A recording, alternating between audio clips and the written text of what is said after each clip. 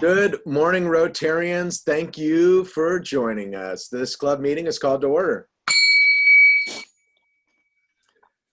Shortly, I'll be sharing my screen and leading us through another fun presentation to direct the conversation.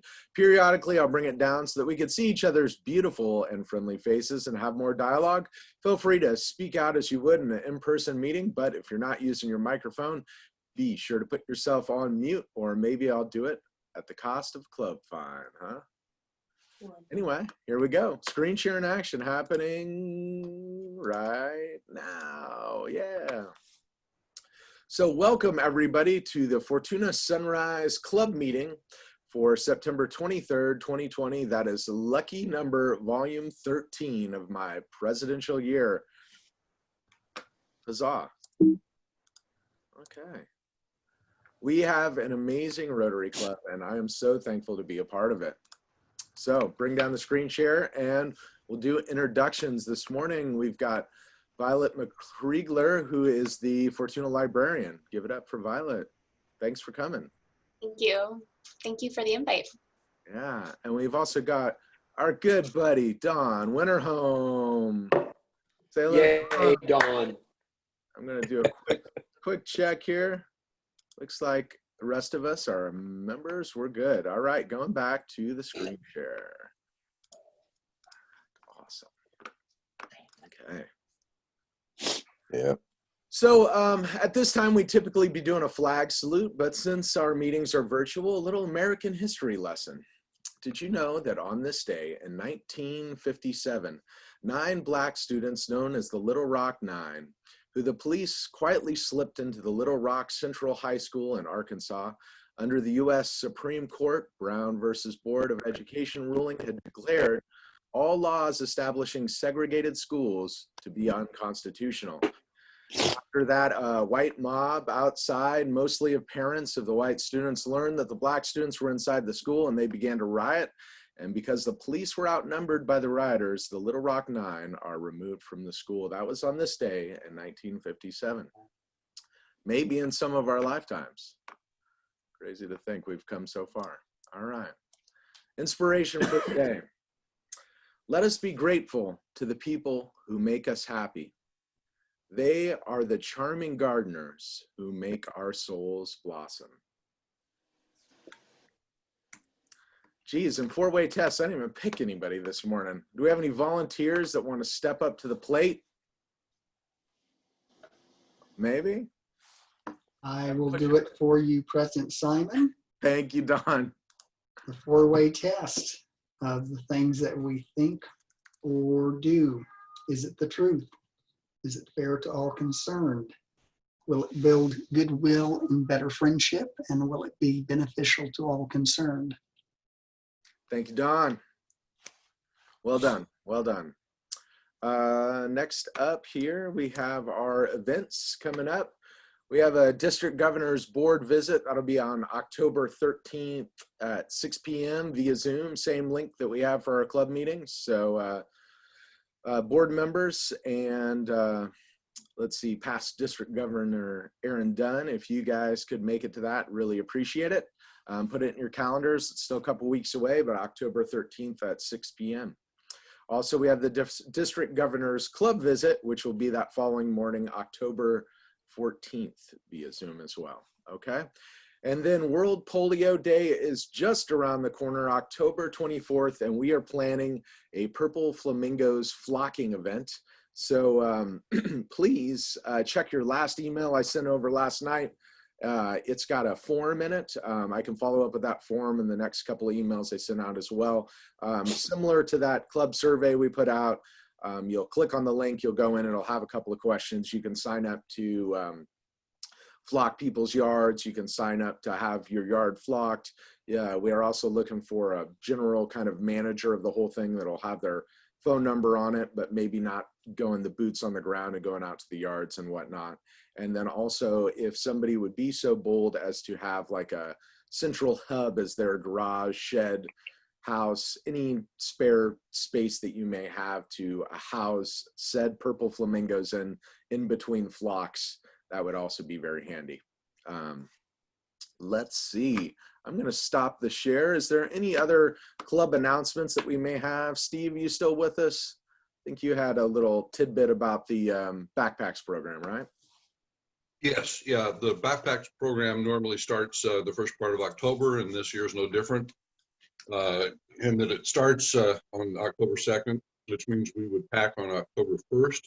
They're still sorting out where we can pack because the school where we normally do it's not allowing visitors to the school, so volunteers. So we're looking at the Gene Lucas Community Center. That'll be determined here in the next week, and I'll report at next week's Zoom meeting as to what's going to go on. We'll come up with the people necessary to pack for that one meeting, and then we'll get it online like we did before. So. Yeah, and for our guests, if you're not familiar with the program or backpacks program, we don't actually put the food in backpacks per se, but in paper bags for low-income families that are having food shortages, and we disperse those weekly to the students, so when they go home, they have a little bit of extra food to carry them through. So it's a really cool program our club does. Thank you, Steve. Anybody else got any announcements? All right, we'll keep this show moving on the road.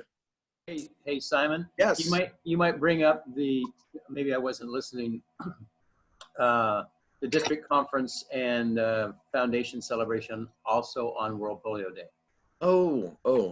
So our district conference is going to be virtual this year, correct? And it will also be on World Polio Day, which is October 24th. I believe it's a 2-hour district conference, which will be the shortest one in history, right? And does that start at 6 p.m. that night?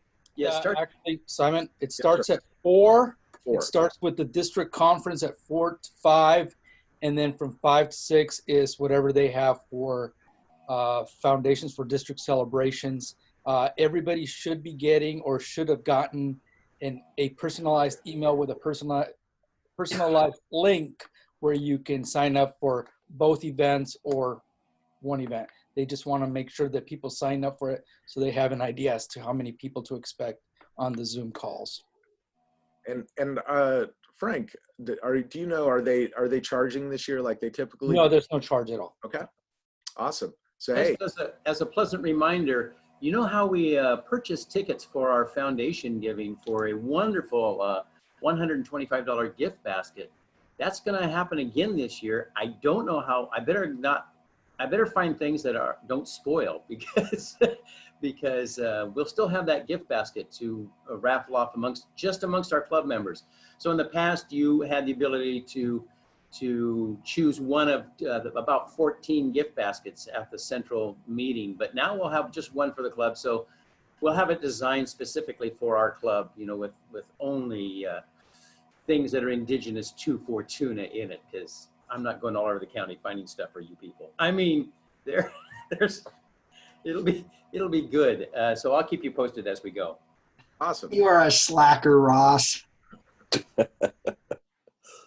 But he's got the best sweater vest collection ever. So we'll let it slide. Thank you very much, Ross. I appreciate you championing that foundation giving event that we have every year. And we'll have those raffle tickets available for you soon. So if you want to get in on the basket, yeah, let's do it. It's a wonderful basket. I'm just assuming here. All right, we're going to go back to the regularly scheduled program. Oh, anybody have any birthday celebrations or anniversaries since Mary's not here this morning? Anybody want to fess up? Getting older? Getting more in love with your spouse? I do. Simon, I'll own up since it's on social media. Yeah. Please. Yesterday was my 13th wedding anniversary. Oh, congratulations. Yesterday was my 41st wedding anniversary. Wow. Whoa. Awesome. Well done, Friday. buddy. Friday was my 83rd birthday. Wow. Awesome, Herb. Wow. And you don't look a day over 81. I'm joking. You got that one right. Thank you, everybody, for fessing up there. I think that's typically a $5 fine, but you get a candy bar. But talking about food spoilage, Ross, I don't know. Are those candy bars just dead now, or we might have to buy everybody a box when they get back to in-person meetings? Well, thank you so much, Fred. I know your 13th anniversary just happened to line up perfectly with my 13th meeting, right? Absolutely. Nothing like, 13 in 2020. Oh yeah, what's gonna happen next, huh? Floods? Okay. Don't ask that question. I'm gonna stop there. Yeah. Okay. Anybody else before I go back to the program? All right, Hey, here we go. I want to give you 41 bucks. Oh, hot dog. Thank you very much, Kurt. Okay. Simon's not even 41 years old, man. No, I'm not. I'm one year shy. Well, that makes me feel old. Yeah, right. Well, I am old. Oh, well. Speak for yourself. Yeah. Not compared to her. All right. And I have one other thing while I got your attention. Oh, yeah. Let's I do it. want to do a shout out to Don Winterholm. He brought in a carload of corn from his ranch up there to Food for People on Monday, and we distributed a crap load of corn to everybody. It was awesome. Really, really appreciated. Thank you, Don. Thank you, Don. Yeah, that I'd like to take credit for that. My son, actually, Nicholas, came out early in the year and said he wanted to plant a garden and donate all the food. So that worked out well, except all of a sudden he's working a lot more than he was, and it seems like Dad's doing a lot of the work. But it's a good project, and we still probably have 2 or 3 truckloads to take in. We'll take one today and tomorrow and Friday. Well, it was greatly appreciated. Well, now that you sold the security system, you have lots of time to garden. Yeah, you're retired. You know how much time there is. You got it. Keep it coming. President Simon, I'd like to acknowledge Kurt's use of the new phraseology for measurements. In the past, it might be a bushel or a peck, but now a crap load is the new terminology for It's quite a bit. I'll have to Google search what that equates to in weight. Is that physical volume or liquid volume? It's a lot. Okay. That's right. Well, Don, thank you so much. You're a very active member of the community, and also with the fundraising you're doing right now for that well project in Guatemala. Just awesome stuff your family's doing. So we really appreciate it. Thank you. All right, so being an art educator, something that I've been doing every week is introducing an artist, kind of exploring their artwork and then talking a little bit about it. And towards the end of that, I ask a Rotarian in our club to kind of give me their synopsis of what they think of a piece of that person's artwork. And today we're going to be looking at the artist Maria Qamar. So we've got a nice pictorial of one of her pieces, and also a portrait of her work in her creative space here. And I'll go to the next slide. Okay, Miss Qamar is a Pakistan-born Canadian who started her artistic career about 4 or 5 years ago. She was fired from a corporate job and decided to share some of her doodles on Instagram, which this Instagram account has now just under 200,000 followers. Her first illustration was the one that's on line drawing. It's on the left-hand side of your screen, I believe. And it's a sobbing woman distressed by the fact that she burnt the rotis. And rotis is like a tortilla, if you will, that you see in Southern Asia. With the caption on this post that she had, and it said, "What if Liechtenstein parodied Indian soap operas," right? So it's this cool kind of mix of pop art mixed with some of her cultural stuff inserted in there. It was really nice. We've got a couple of other ones here. Let's see. I spilled the eggnog on my Christmas, sorry, and now who will love me now, And that's my Dee Dee from another Beatty. And so she uses English, but also inserts some Hindi words in there to make these cool little plays on pop culture and whatnot. Okay, on to the next one.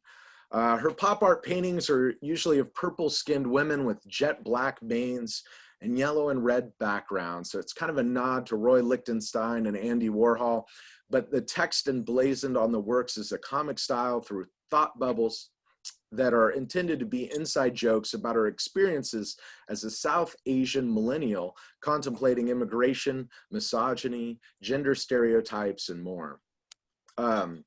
Let's see, we've got very classic kind of crying woman that you'd see in Lichtenstein's work on the left. In the center, she stole my husband, but she can never steal my recipes or my recipe. And the far right one, you know, we're not having a daughter, a couple embracing. And the undertone of this kind of hits into the preference of male children that you see in Indian families that has resulted in about 63 million women statistically missing from the country's population, which is kind of a somber undertone of our work. But it's, as an artist, it's really cool to be able to bridge really tough dialogues with your pieces and kind of talk about things that maybe sometimes are hard to just have a dialogue about these days with so much divisiveness. All right, and we're going to go to the last one here. Let's see. Okay, and I'm going to call on a Rotarian this morning to have some dialogue about it. How about, gosh, I was going to pick on Don Jewett, but he did the four-way test for me. Don, you still welcome to get picked on a little bit here? Sure. All right, since it's your morning. So, Don Jewett, tell me a little bit about this one that says Daklas. Daklas before Chokras. Yeah, you're going to have to give me a hint about what Daklas are and chokras. Okay, so a dakla is a vegetarian culinary dish that's made from a fermented batter derived from rice and split chickpeas. And a chokra is an Indian boy, usually a young male servant. I don't know that I'll be able to offer any subtext on the text, but yeah, the first thing that I noticed is that her work is very cartoon style, especially with the thought bubbles. I like her inside jokes that I got on the other ones. And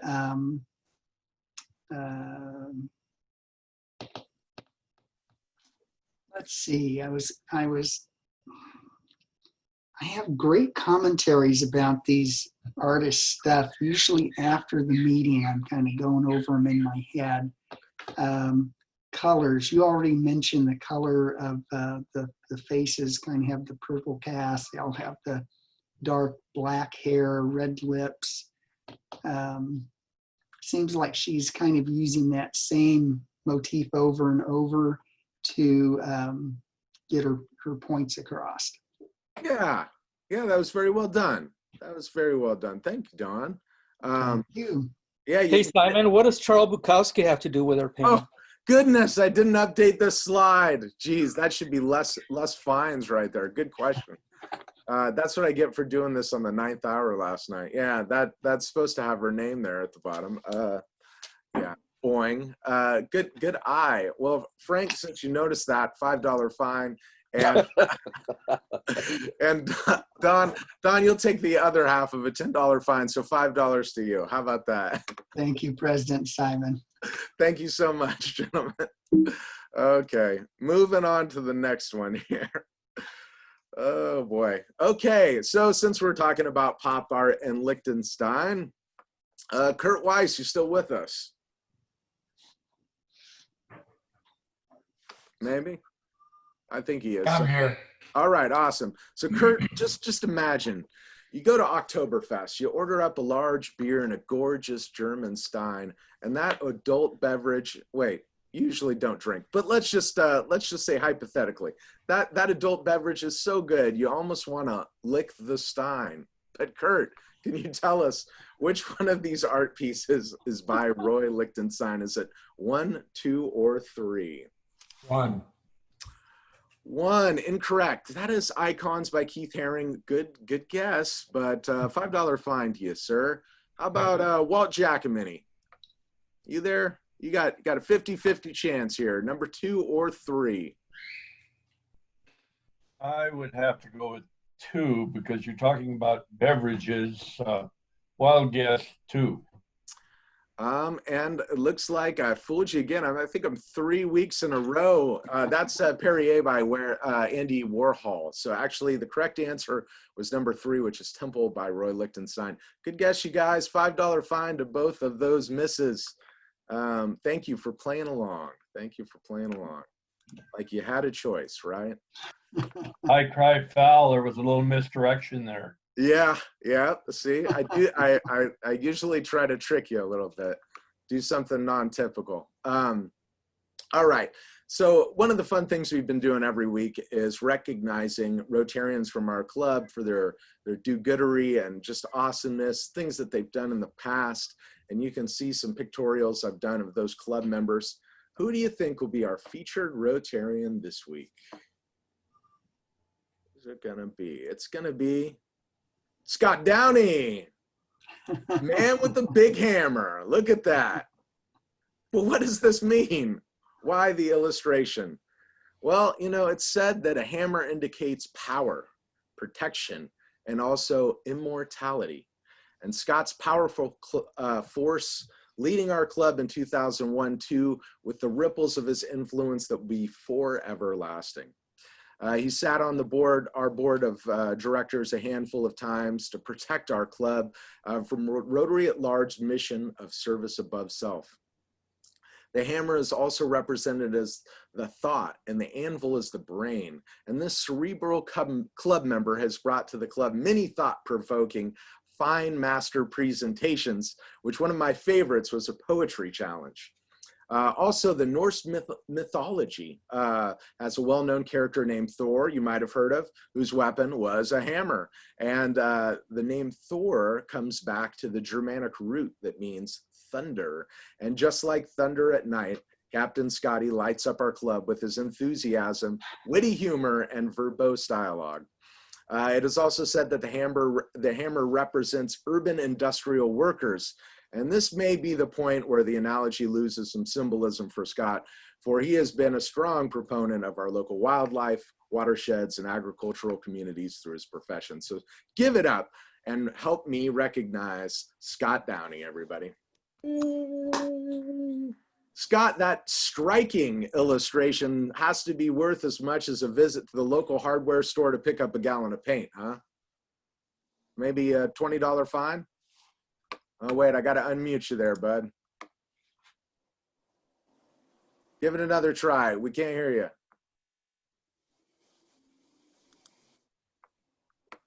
Hello. There you go. It's actually a golf club. Oh, that's a golf club. Okay. Rick Center put that in my bag about 15 years ago and told me it was a wedge. So you're saying Rick should get fined too for this recognition? Oh, it would help him, yeah. Lighten him up. He's listing a little bit to the right, I see. Too much coin in that pocket. No, I don't believe that at all. Has anybody tried to play golf out there with a sledgehammer besides Scott? Oh, man. Well, Scott, we think you're actually all of those guys in that foursome play with sledgehammers. Oh, and we don't hold them quite so gracefully as that nice picture you've drawn.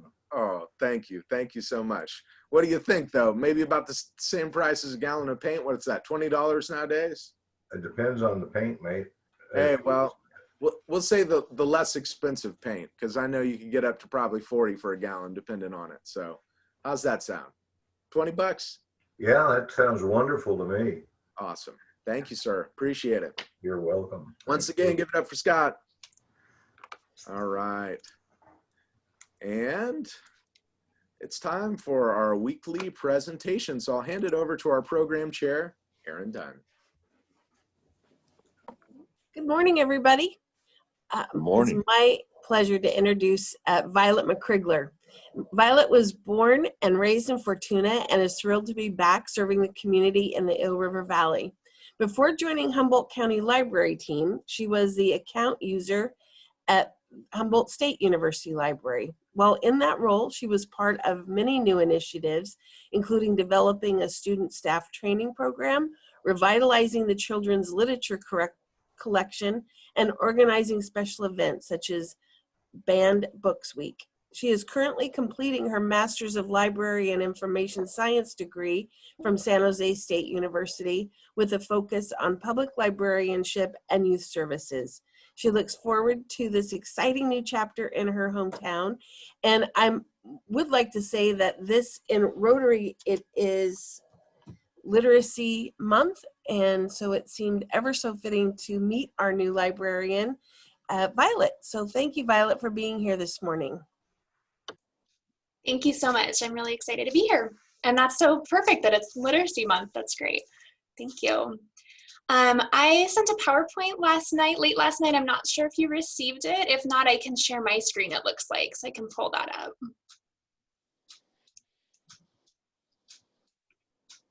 Oh, sorry, you're muted. Yeah, you should be able to share your screen now. Okay, let me just get that going then.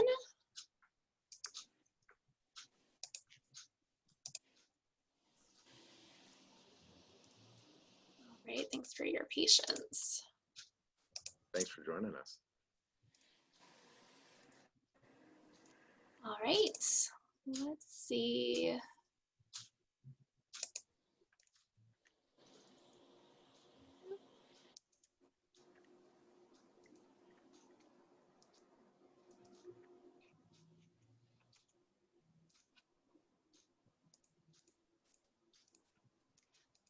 Sorry about that. Looks like I'm sharing successfully, but it's not wanting to let me do the PowerPoint presentation. So let me just see if I can get it started.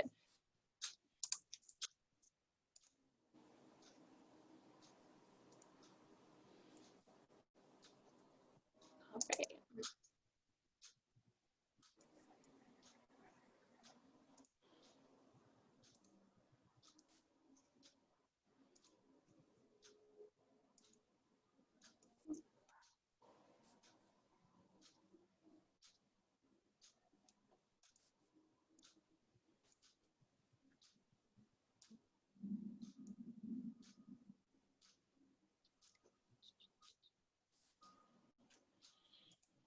All right, there we go. So everybody is seeing. Yes, that looks good. Perfect. Okay. Perfect. So thank you again so much for inviting me to be here. I'm super excited. I just wanted to let you guys know a little bit about me and also what I'm kind of hoping for the future. It's been a really interesting time to take on this role. That's probably an understatement of the year. But this is, like Erin said, my hometown, so I'm very excited to be back here. That's a picture of me over there, right around the time I got my first library card, which I actually is still my current library card. It's gone from wallet to wallet with me over the years. So that was here in Fortuna, and I just remember that feeling of how cool it was to know that you can take home as many books as you want as a kid. It was a pretty awesome experience. And so it was kind of, almost like a magical place for me as a kid. And so to be back in this environment is really cool, and to be able to kind of share that with the next generation. And then while I was attending Fortuna High, Chris Cooper, who is our interim director at the county level for the whole library system, was the branch manager here in Fortuna. A lot of you probably remember Chris. And he caught me studying one day at one of our tables over there and asked if I wanted to volunteer. So first 2 years of high school, while I was actually also in the Interact Club at Fortuna High, so little Rotary connection there. I also volunteered here weekly, mostly helping folks with the computers, getting set up with email addresses. This is early 2000s, so a lot of people were still, just kind of coming online, and our card catalog had shifted to online. So really just kind of meeting people and getting them connected and helping them navigate the library. So as a teenager, I really got to see what it was like working here and how awesome the community in Fortuna was. I just really enjoyed that environment. So graduated Fortuna High, and then I went on to HSU. So I didn't go too far, but left Fortuna for a bit. And in addition to getting my undergraduate degree at HSU, I also had a 13-year career there. First working as the catering coordinator. I did a lot of event planning and Really got to know kind of the ins and outs of that whole operation, and then administrative support. And then finally, I realized I wanted to go to library school, and I took a position at the HSU library. So as Erin said, I was the user account coordinator there, which really was a very awesome experience because I got to help both the public and students and faculty with research and just exploring the collection. If you haven't been to special collections, the Humboldt room up there, I definitely encourage you to go when it's safe to go back to libraries. Just tons of local history. So it was very, very cool to be in that position. And then when this position opened up, it was just a no-brainer to come back to Fortuna. So I had to jump on that. I wanted to share a little bit of the areas I'm really passionate about that I've been able to focus on in my master's program. I knew right from the get-go I wanted to work in a public library. I just think it's really amazing to be able to offer all of these resources for our community.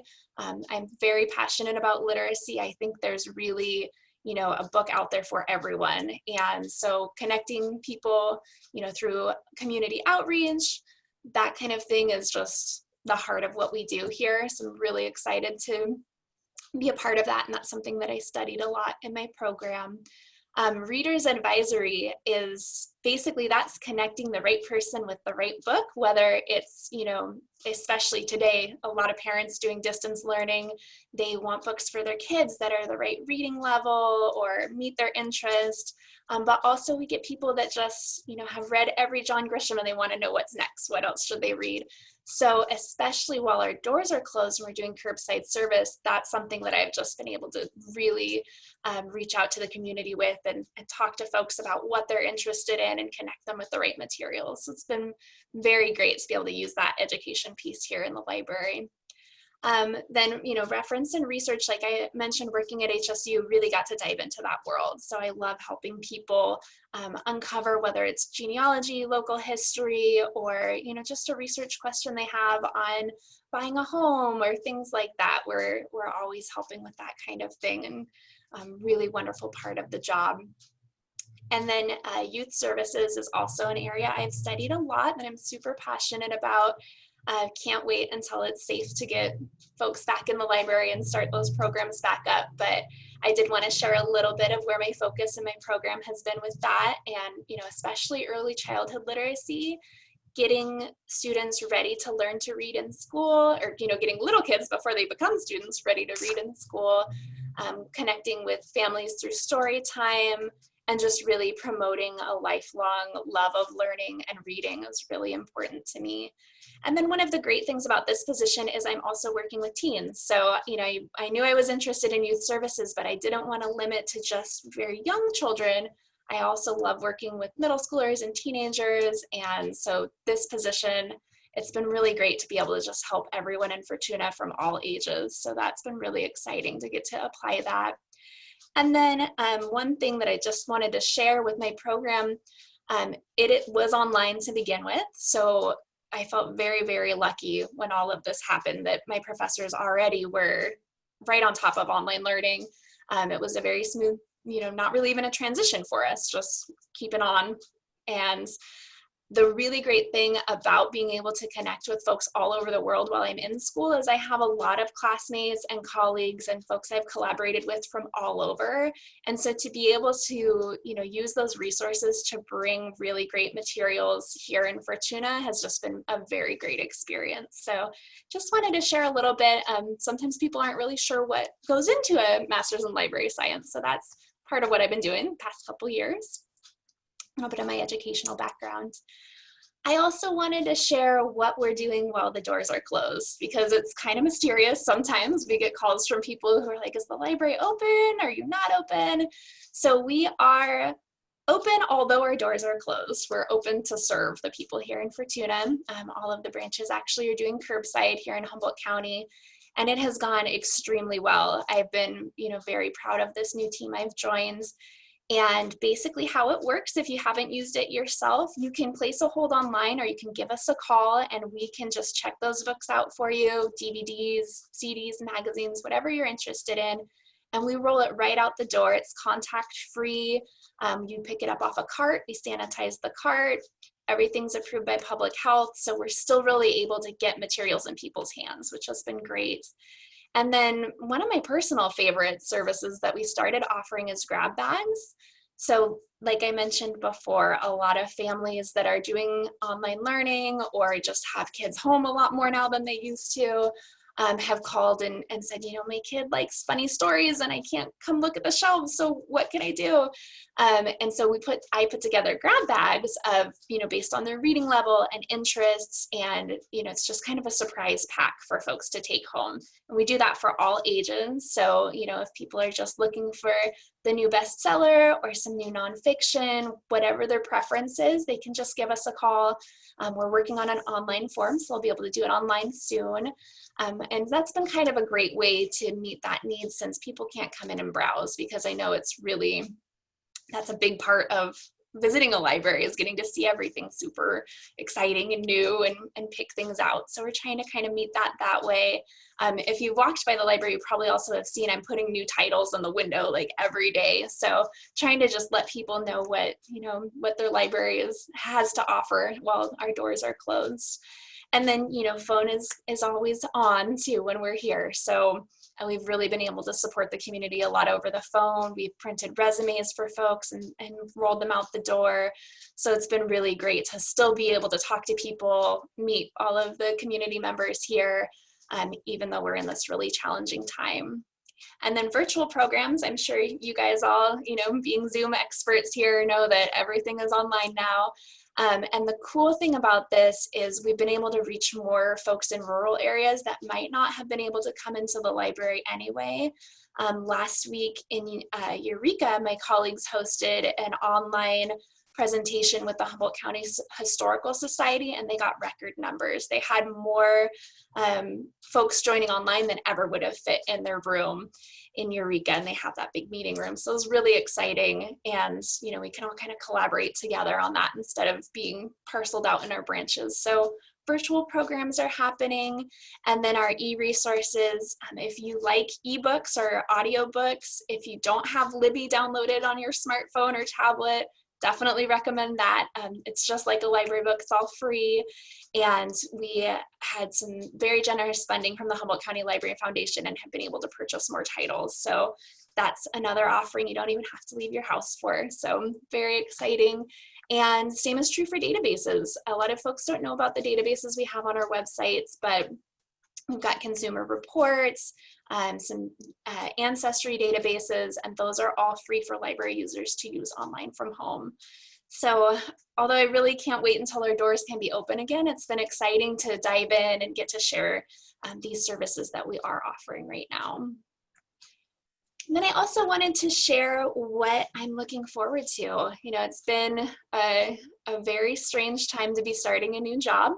My first day was scheduled to be actually the first day that the library closed. So it was a tumultuous time back in March. But now that we've, you know, gotten things rolling, I've been able to start purchasing new materials. It's really been nice to kind of see that, you know, light at the end of the tunnel, that we are going to be able to open at some point, and things might look a little bit different, but you know, being from Fortuna, I'm really thinking of our future too, and long term what plans for the library are. So I wanted to share some of those things with you. Like I mentioned, programs are just something I'm incredibly passionate about, and I cannot wait to get story times going again as soon as that's safe. I am getting certified in a type of story time called Stories, Songs, and Stretches, which incorporates some mindfulness and then movement along with reading stories. So for kids that maybe need a little bit of wiggle breaks and just kind of incorporating that emotional element too, it's been really, really cool to do that training. So that's something I'm looking forward to. It's kind of yoga based. So that will be an offering I'll be able to do once that's safe. And then I know family literacy night and the movie nights, Lego Club were hugely popular here in Fortuna. So those are definitely things I'm looking forward to bringing back when we can do that again. So I really just kind of envision a really robust programming calendar. You know, Fortuna is a busy place. There's a lot of events going on, and folks have a lot of, you know, activities and sports and all of that. And I really want the library to be a place where they know they can come and, you know, enjoy some fun events too. So I'm looking forward to a lot of exciting programs for all ages. And then I mentioned books and ordering. I have already been able to do some ordering and kind of refresh our collection a bit. New books are coming in pretty much every week. So, and including titles that the Rotary have sponsored, which is just amazing. That was so cool to see the support that you have offered and getting those books for kids in our community. I'm so excited about those titles and getting them into people's hands. So very, very grateful for that, and just really looking forward to continuing to grow the collection and, you know, offer really new, exciting things that are meeting the needs of folks here in Fortuna. And as I mentioned before, we're a busy little city. There's so many great partners. I'm really thrilled to be working with you in Rotary. We mentioned the Gene Lucas Community Center, which is just such an amazing resource here in Fortuna. I can't wait for collaboration with them and just, you know, reaching out to all of those groups that are really part of what makes Fortuna great. So looking forward to having a presence in some of our events, apple harvest, things like that. I would love for the library to just, you know, also be a stop along the way where folks can come and get books and share an experience here at the library. So that's kind of my vision, is just to create, you know, that welcoming environment. I think that's really what I've heard from a lot of people, is that they just enjoy coming in and looking around, getting materials. And, you know, I really, when we reopen, want to focus on that, just making it feel like a space that belongs to all of us, because that's what libraries are. So that's my vision for, you know, whenever things are safe. That's kind of my eyes on the prize as we move forward. And finally, I just really wanted to encourage you all to stay in touch. I'd love to meet you all. I'm definitely welcome to give me a call here at the library anytime. If you have titles that you want to suggest, like I mentioned, I am doing ordering. I would be happy to get your feedback on things you'd like to see in the collection, or questions or concerns that you might have.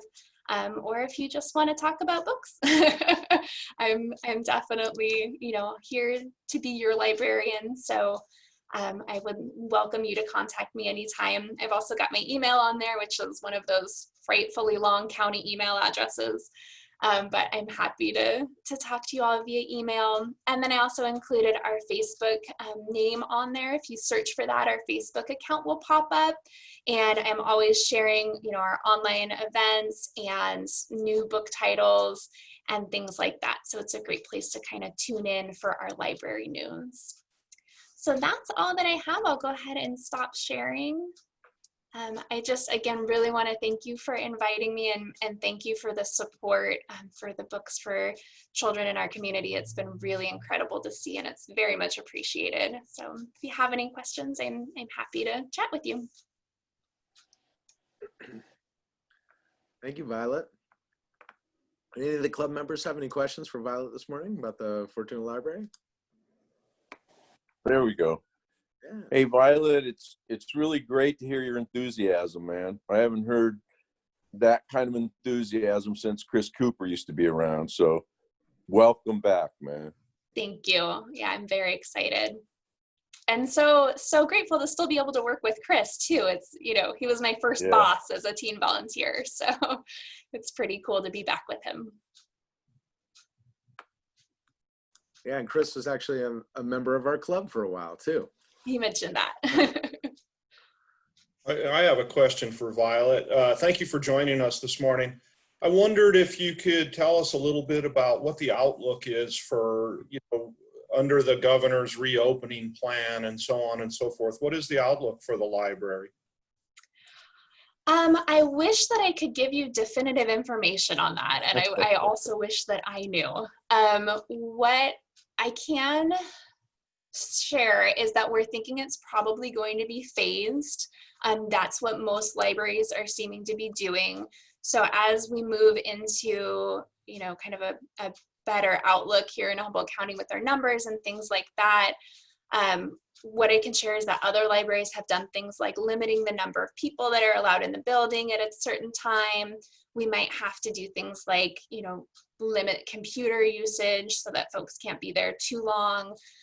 But really at this point, we just don't know, you know, when. That's the big question that I would really love to be able to answer, is when can we all come back in?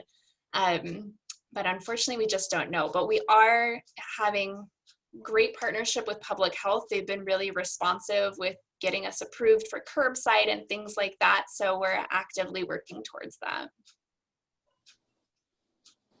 Amazing. Oh, Ross.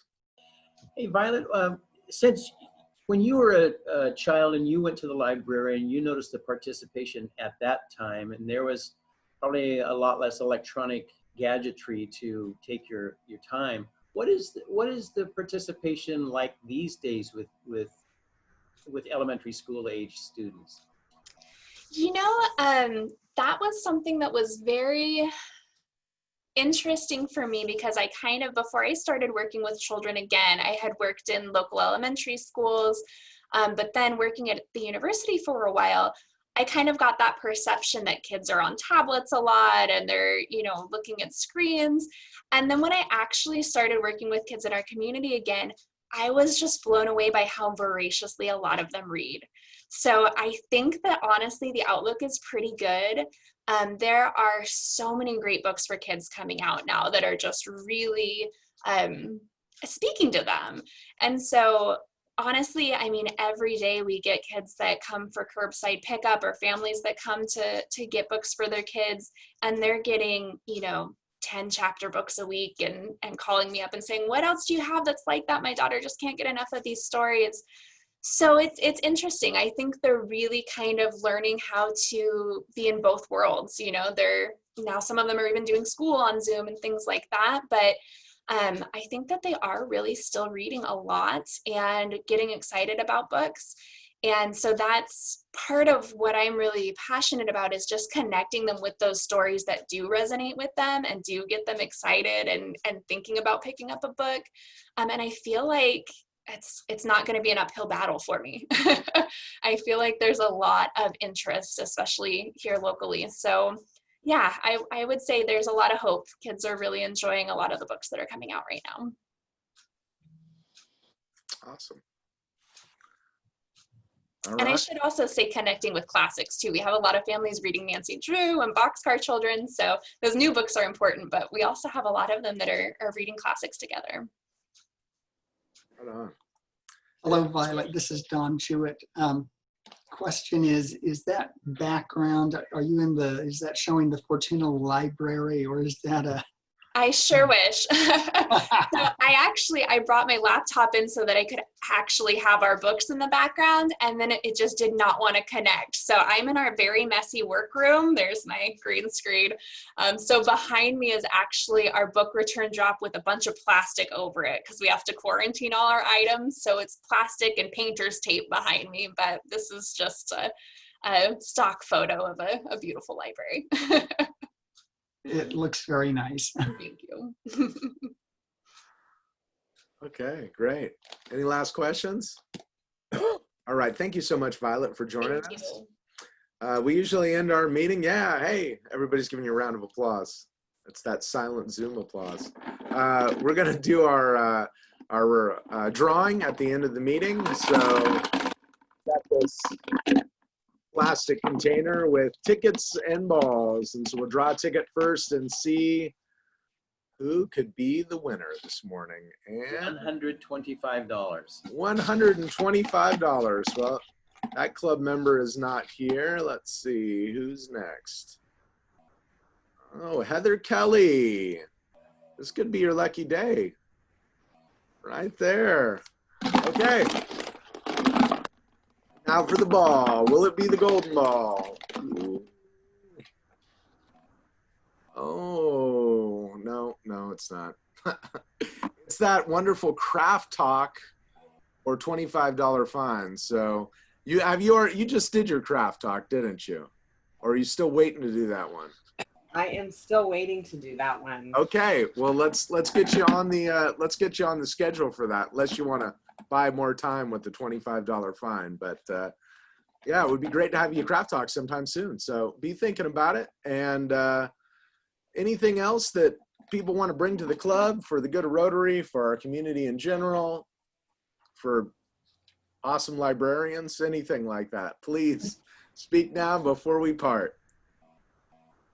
Okay. Well, at that, we're going to call this meeting closed. Thank you, everybody, for joining us. Have a marvelous week and have a great Rotary Day. All right. Thank you, Heather. Violet. Thank you, Violet. Thank you, Violet. Thank you, Violet. Thank you, everybody. Awesome, Violet.